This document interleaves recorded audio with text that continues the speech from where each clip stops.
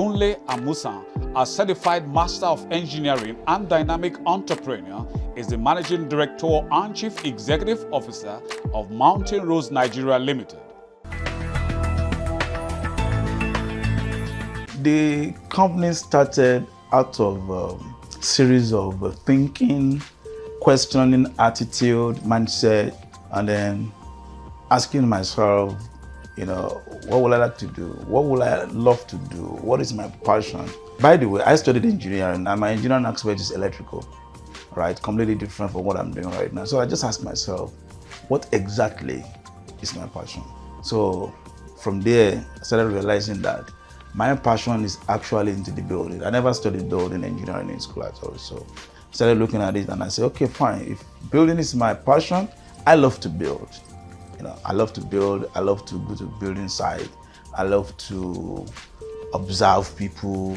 I love to correct when things are not properly done. So I said, why don't you just go into it? If this is your passion, because when you do your passion, you love it. And you're making money from your passion, it takes you to the second layer of it. So that tends to increase the extent to which one will be involved. So I decided to go that route of putting up a real estate and a building services and construction enterprise. And this happened exactly 2014. Our vision statement is to put up a one-stop center for building materials, expertise, and professional service. And then in doing this, I told myself, because I have envisioned an office complex, I have envisioned a business that provides services relating to building, providing homes for people, and other ancillary parts of the building. So what would be my own mission statement? What would be my mission to distinguish our company, my company, from the rest? Because there are a lot of them around. So ours is to create value and then making sure that the value we create is done with high level of integrity. So that is it. So we started with that envisioning statement, having that at the mindset. And we know the business is going to be organic. We're not going to grow it gradually. So, in growing organically, right, what is going to be our driving force? What's going to be a kind of infighting factor is to make sure that while creating value, we do that with its integrity. I have achieved that, greatly in terms of our mission statement. In terms of vision, vision is long term. So we're growing that gradually, and I want it to be so organic. So I'm making it organic. Where we set up the business, the company incorporated it with CS in 2014 precisely. We started with the building materials sales. Precisely, we started importing from Turkey. We had to go to Turkey to get a franchise from Turkey, right? We went to the factory.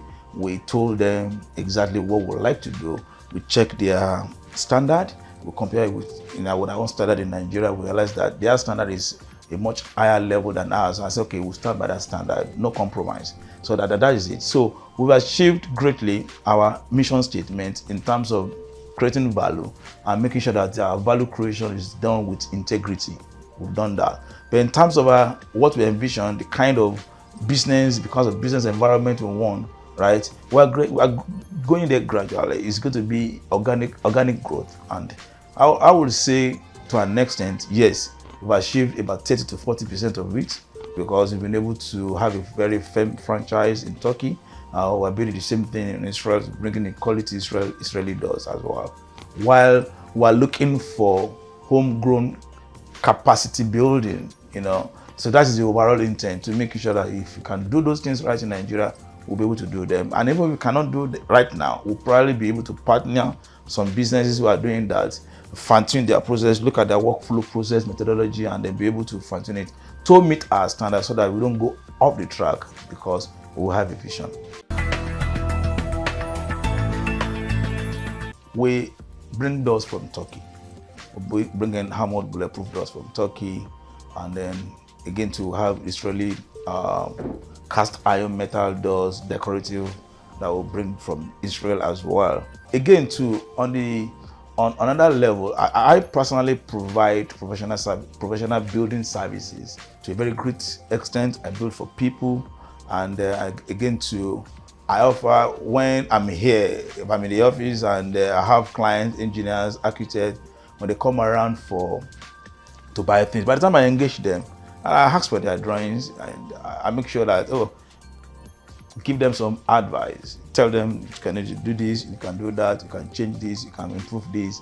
And then again too, that's one of our client retainership approach too, because by the time I provide such service to them, free of charge, without a dime, they come back and say that guy knows what he's doing. So that's our methodology and our approach to the business. So basically for now, the doors, right, and then the professional service that I get and I build for people as well. Why you need to come to Mountainrose to buy doors is that you are buying doors that have not been compromised. Out there in the market, there are doors and there are doors.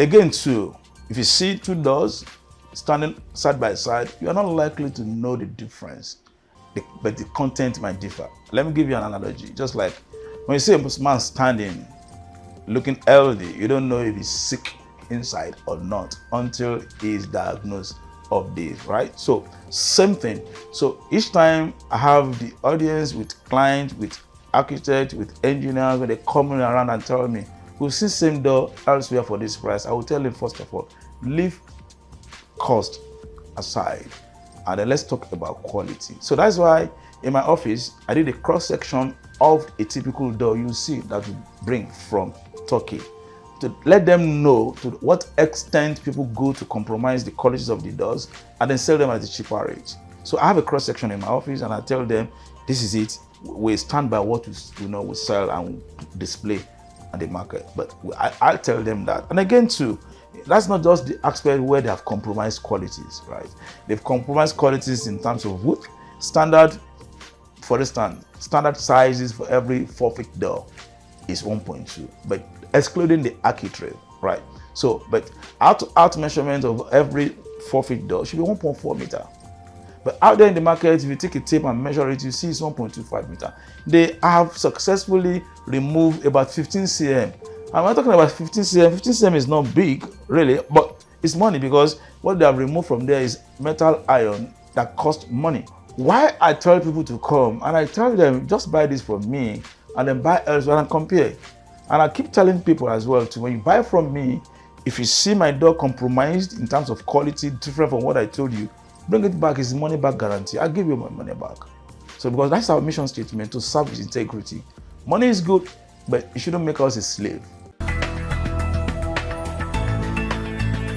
The market has responded. And you know one thing, because this business is a scalable business. So initially, we had it rough at the beginning, right? Because people will say, okay, how are you sure your quality you are saying with this price is the same with that?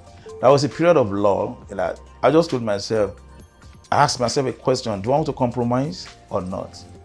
But the response from the market is over time, and I'm beginning to enjoy that patronage because it took us time to grow to where we are. And that was why I mentioned organic growth. Our business is going through organic growth, and then that is why I said about 40% of our vision is achieved so far. So now when we get to that point, we will see it. Like I said, it's very scalable.